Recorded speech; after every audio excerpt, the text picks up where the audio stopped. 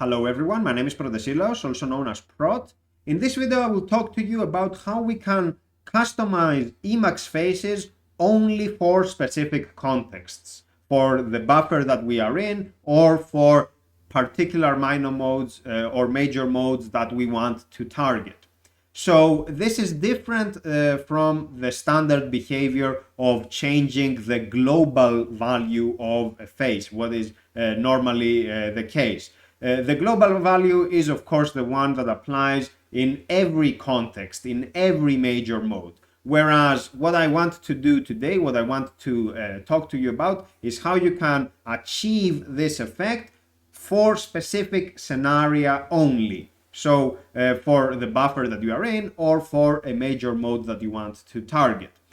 What I'm about to show you today, this demo that I have prepared, is a simplified version of a package that I maintain. The source code of the package is here, the window on my right. The package is called Lin. This is an acronym, and you can find Lin information about Lin on my website. It also includes a link to the source code of Lin. And I will be showing you basically what Lin does in a simplified version. The reason I am mentioning Lin is because you may want to check its source code so that you can learn more based on what I will demonstrate today. Otherwise, you don't need to worry about what Lin is and what it does. So let's come over here to my buffer that I have prepared. It's the standard Scratch buffer. The function that we will be using is faceremap-add-relative. There is a built-in library called faceremap. So when this library is loaded, this function is available for us to use. For our purposes, faceremap-add-relative accepts two arguments. Of course, if you read the docstring, it's not exactly like that.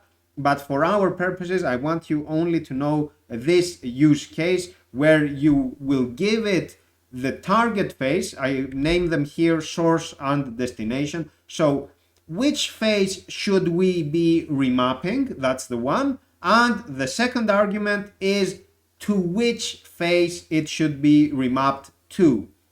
So what kind of value should it take?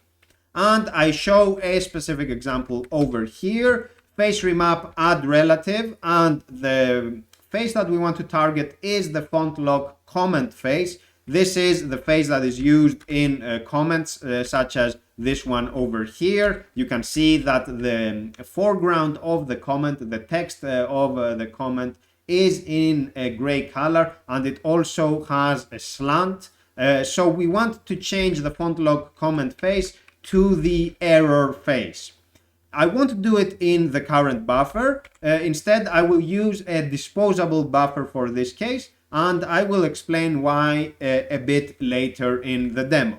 So let's use a new buffer right now. Sorry, I created the wrong buffer. Let's kill this. Let's create now a disposable buffer.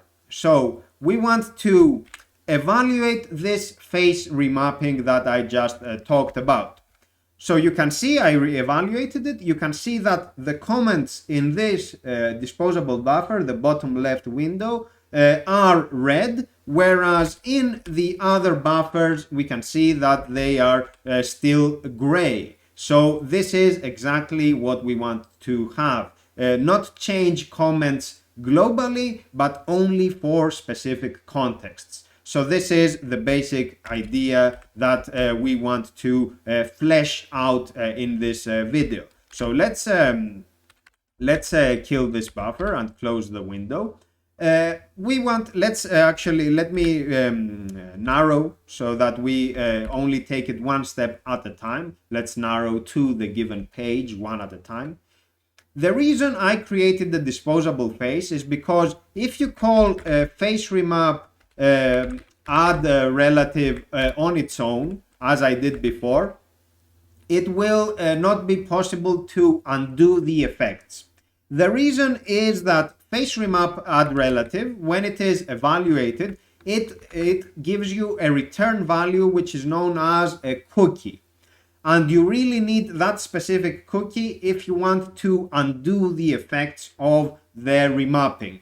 So it's not wise to call it on its own. Instead, what you want to do is to call it the way I have it here as part of a greater form, which will take the value of the faceremapaddrelative and store it in a variable. And then that variable will hold the so-called cookie, and then we can reuse that cookie, we can reuse that value. So what we want to do, since faceremapaddrelative is bufferlocal, as we already saw, what we want to do then is we want to create a bufferlocal variable. So def var local, you can see over here, when you specify it like this, it means that the value of the variable is always bufferlocal. So I am creating a bufferlocal variable that will hold the cookie that faceremapaddrelative creates. And what I'm doing now is setting the value of this variable to what is returned by faceremapaddrelative, so the cookie. So let's evaluate this form and see what I am describing. So we get the red comments as we expect, but now we want to undo the effect. You can see over here that I am passing to faceremap-remove-relative. This is the command to undo the effect. I am giving it the value that we just stored in this variable that I have specified. So let's undo the effect. You can see how we have unmapped, how we have removed the relative face. So this is important to know, otherwise you will be creating remapped faces, relative faces that you will not be able to undo, and then you will need to kill the buffer and visit the buffer again. So that's not what you normally want. You want to guard against that. You want to do it as I have demonstrated here. Just to note that when you are using setQ on a def var local, you don't need to use setQ local because it is already buffer local. You need to use setQ local only when the variable is like this, def var some variable and then some value. When you have a variable like this, then yes, you need to use setQ local if you want the value to be buffer local. Otherwise, you don't need it because it is already buffer local. So that's an important technicality to keep in mind. But for our purposes, you can just copy the code that I will show you and reuse it in your own Emacs setup. So let's go to the next page. And here what we want to do is we want to define our own face instead of relying on existing faces. Before I talk about how we can define our own face, let's very briefly discuss how we can get information about the existing faces. First, we have the command Emacs list faces display. And this will produce a help buffer with two columns, as we can see over here. The first column has the name of the face, and the other column has a preview of that face's attributes. So let's search, for example, for the error face. You can see over here how it has a red hue and also a bold weight. Let's kill this buffer now. And the other method we have for finding the face at point, a face that we are interested in. I am here now and you can see the def face. What is the face that this construct is using? I can do Emacs and then describe car, describe character that is, and it will again produce a help buffer. And towards the bottom of the buffer, there will be information about the applicable face if such a face exists. In this case, it is font lock keyword face. So again, let's kill this buffer. You can invoke describe car with a key binding as well. Control U, Control X, and the equals sign will produce the same effect. So this is how you get to learn about existing faces. But in this case, we want to define our own face, and the reason we want to do that is because the faces that are defined for in other packages are for different contexts. Maybe they don't fit exactly into our requirements. Maybe we don't want to make that kind of compromise. Also, the active theme may specify those faces in a way that is not exactly suitable for our specific needs. So again, it's a good idea to have our own face. Finally, having our own face is good because we can modify it whenever we want without making any other unintended changes elsewhere. So this is a good idea overall. So I also talked about faces in my previous video, so I will be repeating myself a bit, but just to be sure that we are all on the same page. When we are defining a face, what we want to do is we want, in order to make that face robust, we want to check for specific display specifications under which the current Emacs session is running. Basically, we have Emacs that can run in a graphical session, which is usually the default, or you can have Emacs that is running inside of a terminal emulator. So that sort of thing. We want to check the display specifications of the current session. And what I have over here is a set of conditions. And these conditions are, let's write them like this. Maybe it is easier for you to follow. The first specification is that the current Emacs supports colors. The second is that the current Emacs supports a minimum of 88 colors. And the third is that the current background is a light background. If this set of conditions evaluates as true, if all of them are true, then apply those face attributes. So the foreground, and here it has a hexadecimal RGB color value. Of course, you can have a background and then you can give it a value. For example, let's have this value, and then you can have another attribute, and you can have it like this, for example. But let's not belabor the point that I also covered in my previous video, which was about custom faces for org mode, for the org mode emphasis styles or emphasis markers. You can check my backlog. If you are on my website, you can also find it there as well. So if those conditions are met, give me this specific color. If, however, we have the same conditions but a dark background instead of a light background, give me this other color instead.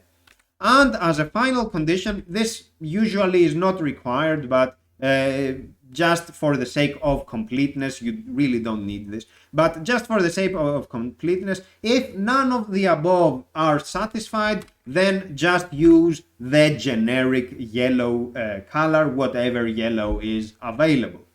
There is a special syntax over here. Let's have it like this. There is a special parameter which is the default set of attributes that we want to pass. You see here that I have inherit italic. This you use the default like this instead of writing inherit italic in every other condition. So if we were to disable this and we were to write inherit italic and again inherit italic and again here inherit italic. You don't really want to repeat yourself. That is laborious and it also is prone to errors. Instead, you just want to specify the default set of attributes and their values. So like this. So this is the basic constitution, the basic makeup of an Emacs face. You really need just those two, but of course you can also have the default and the fallback condition. So let's evaluate this face, and let's come back here to our face remapping. And now you will notice that I am using the face that I have specified instead of the error face or any other of the existing faces. So let's evaluate this form. Again, it's the same pattern. We have the cookie that we are storing in the variable as I talked about earlier. So let's evaluate this. You see now that we get comments using an orange towards yellow hue. Let's say orange for the sake of simplicity. So again, we achieved the same effect. Let's remove the effect. You can see again that we have removed it successfully. So let's build on this idea now to create our own minor mode. The benefit of having a minor mode is that you can enable this effect in any context that you want by doing Emacs and then the minor mode, or you can have it done through a hook. And I provide examples for both cases here. I won't elaborate on the technicalities of minor modes. What matters for our purposes here is that this minor mode is buffer local. As I said, face remapping is always buffer local. The cookie that we have, the variable that we are storing it in, if you remember, is buffer local. So it doesn't make sense to have a global minor mode when the effects are always buffer local. So we want the minor mode to be buffer local as well. So that's the only thing that you need to bear in mind here. And this minor mode is very simple. It simply checks if this minor mode is active, then proceed to implement the face remapping that we have specified, what I just demonstrated. If, however, this mode is not active, then remove the face remapping that was in effect. So you can do this. Let's evaluate this minor mode and let's copy its symbol, MX, and I will do it like this now. You can see that it worked. Let's go to the other window, MX, and you can see that it worked as well. So that's the benefit of having a minor mode. Let's also use it with a hook. Remember when I created the disposable window earlier? Let's create again one now. You will notice it has a comment here on the top, and you will see that it is gray. Okay, so let's kill this buffer again. And let's go to this buffer where we were, and let's evaluate now the minor mode through the hook. Let's do this. And let's create again the disposable buffer. Now you see that it did automatically what we wanted it to do. It made the comments this shade of orange over here. So that's very helpful when you don't want to do it interactively all the time. You can have it through a hook. And of course, if you no longer want the hook, you can do remove hook and then evaluate this, and it will be removed, as you can see over here. Not to belabor this point, this is kind of what you already know by using Emacs. So this is what I had to talk to you about, folks. As I said, the code will be available on my website. I will provide a link to it in the description of this video. So if you are watching it on the video hosting platform, it will take you to my website where you can find everything. And as I said in the beginning, in the introduction, check out Lin, because it is the same principle, what I just demonstrated, but it has a bit more setup. It's not much more, but a bit more. It is a bit more elaborate. For example, you see here in the remapping function, instead of giving it a specific face, we are passing to it a function that returns the appropriate face. And we do this actually twice. We pass the source function and the destination function, what I explained in the introduction. So in both cases, we are using some more parameters. So you see, we add some more conditionality on what the exact face should be instead of hard coding the face. So this is just for you to know. Of course, you can have a minor mode that remaps multiple faces, but I will leave you, I will let that as an exercise for you rather than belaboring the point and going into every possible scenario. So that's all for now, folks. Thank you very much for your attention. Goodbye.